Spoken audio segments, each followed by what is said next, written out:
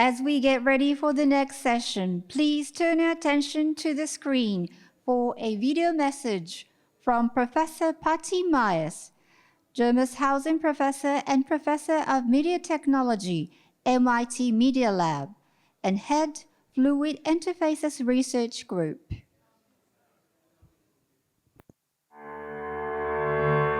Hello everyone, my name is Pattie Maes. I'm a professor at the MIT Media Lab.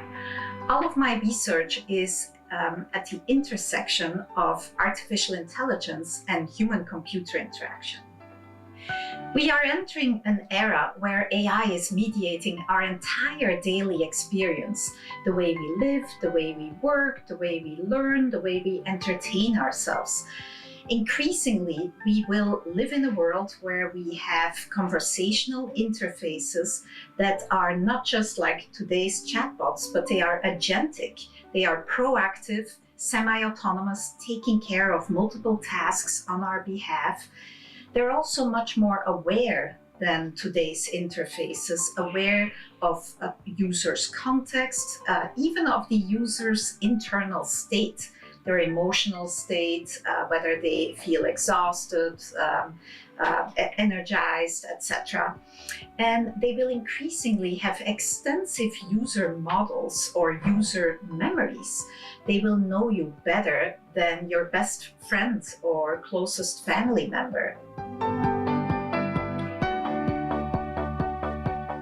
Personal AI, or this future of human AI and human-computer interaction that we are headed towards, will lead to a lot of opportunities. In the area of work, we will see augmented performance, increased performance and productivity.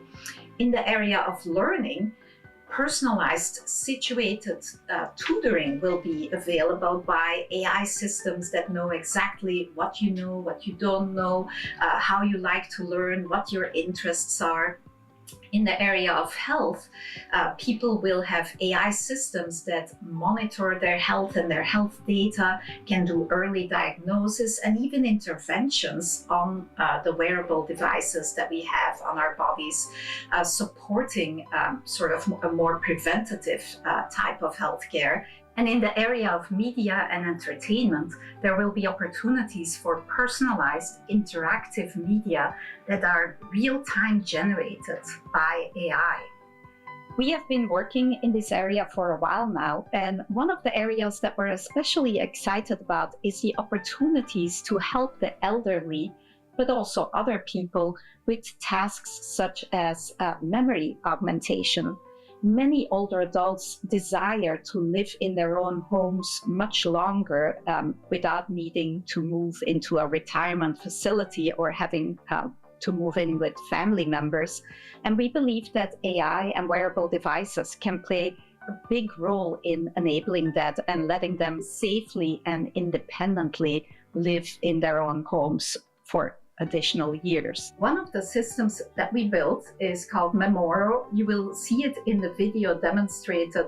Memoro is an audio-based wearable memory assistant powered by an AI agent. It runs on unobtrusive, commercially available hardware. Hi, nice to meet you. I'm Robert. I'm an investment banker from Fluid Investments. Oh, and what do you do there? So we invest in biotech startups that help with rare diseases. Oh wait, what was his name again? Robert. Building a biotech startup. Do you know why you look for investment? Oh yes, I actually just met this guy last week. His name is Robert, and he works in Fluid Investments, and they specialize in rare diseases. Biotech startups working in rare diseases. We've also been working on a multimodal vision-based system that is a little bit similar, where an older adult wears a device around their neck, or it could have another form factor as well, that takes a picture every couple of seconds that then can be analyzed by AI to know what the older adult is doing. For example, they may be picking up a bottle and putting it down on a table and so on. And the AI analyzes all of these actions taken by the individual and can also recognize higher level activities like making breakfast or going to sleep. So here we see, for example, the system in action, and the person just put down their keys on the counter and the system takes note of that, and then later the older adult who's wearing this camera all day long can ask for example where they may have misplaced a particular object. Hi, pal, where is my phone? Now she hears it spoken in her ear, so you have to read the text on the video there. Whoa. Very specific. So we have been testing these types of systems in older people's homes and actually have been developing these systems together with older adults. So what is interesting is that this type of system will also relieve the caregivers of their task load and anxiety, because they can get summary reports from the AI system saying, your mom had a great day, she had 3 healthy meals, she went outside for 20 minutes today. Similarly, summaries can be sent to the doctor, who can keep an eye on how the older adult is doing in their own home, how often they misplace things, and more.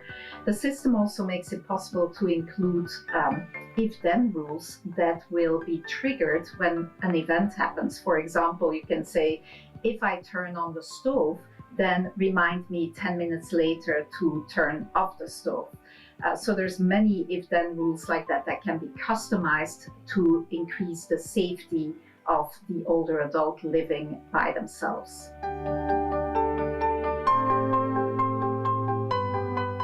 AI challenges remain unsolved, so we have to keep that in mind when we build these systems. Things like accuracy, legal issues, cost and environmental cost of these AI systems. But what my group especially is focused on is the human challenges of AI. We believe that there's not just technical challenges like accuracy, reasoning, safety, etc. There are also many human challenges that are brought about by AI interaction.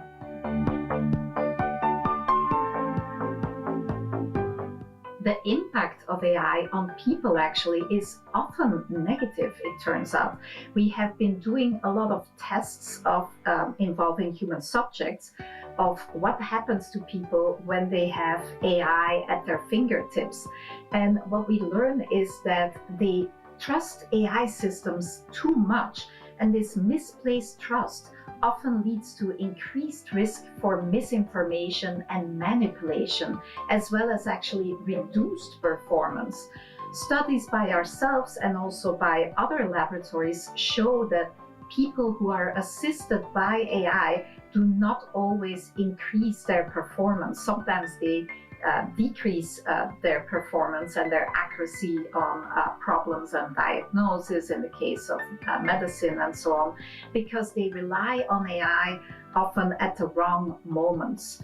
Now, this over-reliance can also lead to a loss of understanding and a loss of agency and even skill atrophy. And studies are starting to show that this leads to a loss of skills. And basically, people aren't getting better at whatever their specialty is because they are no longer practicing their skills. This over-reliance can also lead to a loss of agency. There are examples of financial institutions, for example, that relied too much on AI to write some of their code of the systems that run their business. And when then errors popped up, they no longer knew how to debug that code and how to fix these problems because the code had been written by AI.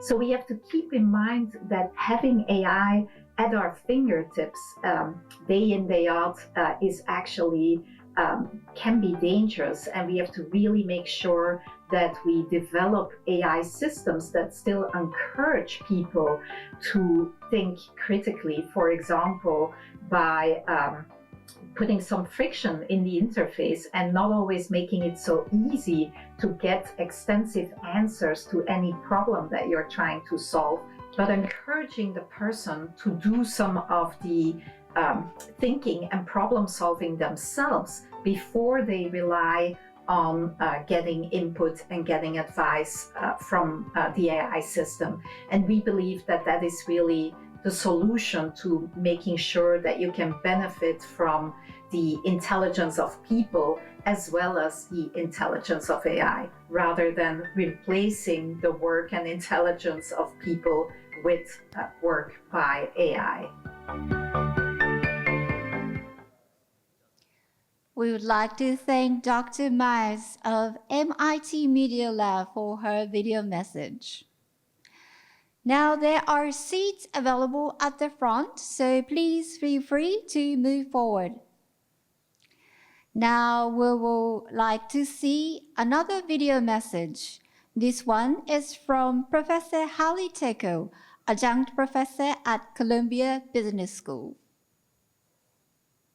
Hello, everyone. I'm Halle Tecco. I'm the founder of Rock Health, an angel investor, a professor at Columbia Business School, and someone who has spent the last decade deeply immersed in the world of digital health. I also host the Heart of Healthcare podcast, and I write about the intersection of healthcare, business, and innovation.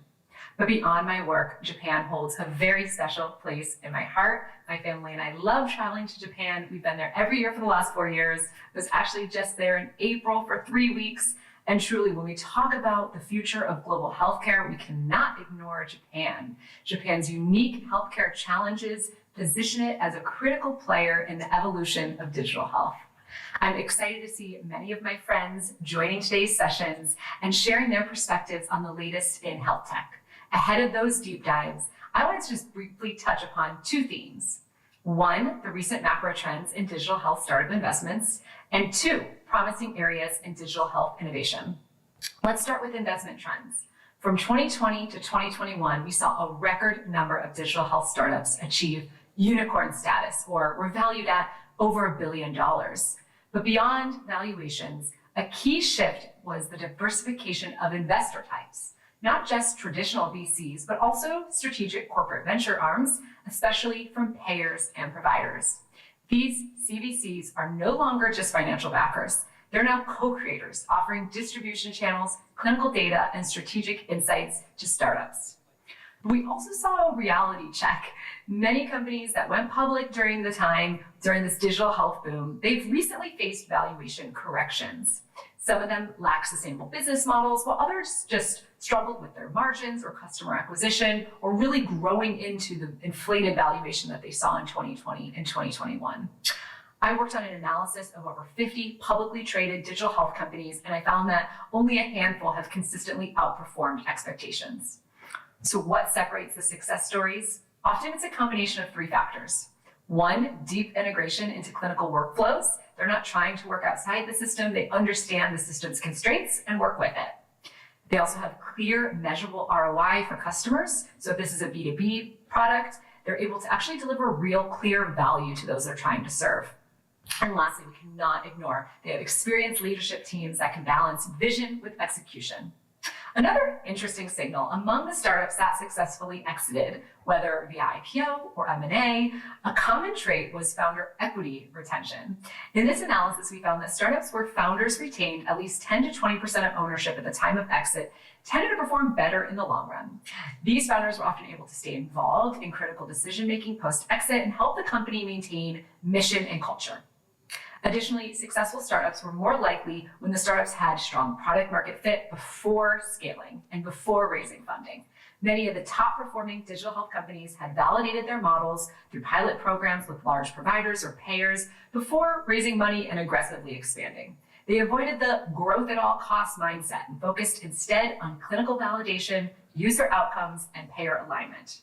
And while financial metrics like ARR or EBITDA absolutely matter, investors and acquirers alike increasingly look for depth of impact. Metrics like improved adherence rates, hospital readmission reduction, or better population health outcomes. The lesson here is very clear. The most enduring companies are those that embed themselves deeply into the care ecosystem and demonstrate real-world value early on. The second point I wanted to address is some promising areas in digital health. Now let's talk about where the next wave of innovation might come from. First, of course, something I'm sure you're going to be talking about a lot today is AI. From diagnostics to just operational automation, AI is unlocking efficiencies and insights we really only dreamed of for many years. But it's important that we develop these tools responsibly in ways that enhance, and they're not replacing the human element of care. I'm also super excited about women's health. Despite being half the population, the women's health sector continues to face funding gaps, especially at the growth stage.